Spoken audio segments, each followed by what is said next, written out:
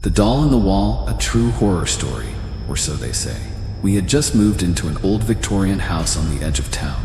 It was quiet, secluded, surrounded by foggy woods, exactly what we were looking for, or so we thought. My wife Anna was thrilled. She had always dreamed of restoring an old home, peeling off wallpaper, painting walls, uncovering old fireplaces. She saw beauty. I just saw work. But we both agreed this house had charm. It just needed love. On the second week of renovations, we began tearing down the drywall in one of the upstairs bedrooms. That's when I found it. A hollow spot behind the wall. I gently knocked and it echoed. Curious, I took a hammer and chipped away. Inside was a small cavity, and in that space sat an old hand-stitched rag doll. She wore a faded blue dress, her button eyes mismatched, her face dirty, one of her arms twisted backwards. But the strangest thing wasn't the doll. It was the note. Tucked under her skirt was a piece of old paper, yellowed by time. I unfolded it. It read in shaky handwriting, "My name is Emily. I lived in this house. They locked me in this room. They hurt me. And now I will never leave. If you found this doll, you should leave too."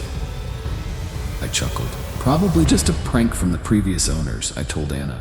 She didn't laugh. Something in her face changed. Her eyes stayed fixed on the doll, like she recognized it. We laughed it off, eventually, put the doll back inside the wall and patched it up. Big mistake. That night, Anna didn't sleep. She tossed and turned, murmured in her sleep.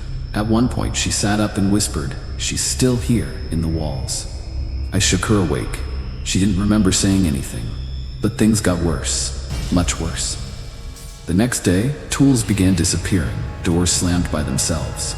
We heard whispers, especially in that room. It always started the same way.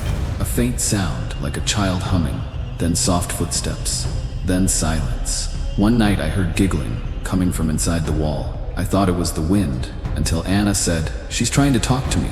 I tried to brush it off, but my wife was becoming distant, pale, withdrawn.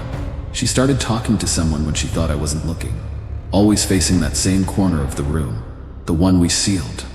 One morning, I woke up alone. No sign of Anna. I searched the house, top to bottom, front yard, backyard. Nothing. I called the police. They searched for days. No clues, no witnesses, no answers. Weeks passed. I couldn't bear to stay in that house, but I needed to know. So I broke open the wall again. And this time, there were two dolls, sitting side by side, the old one and a new one. This new doll wore a white nightgown, the same one Anna had worn to bed the night she vanished. And her hair was the same shade of brown, same curl at the ends. I reached in to grab it, and the temperature around me dropped. A voice, soft and chilling, echoed in my ear. Now I'm not alone anymore. I dropped the doll and stumbled back, slammed the wall shut, left the house that night. I never went back, but sometimes when I close my eyes, I still hear that giggle from inside the walls.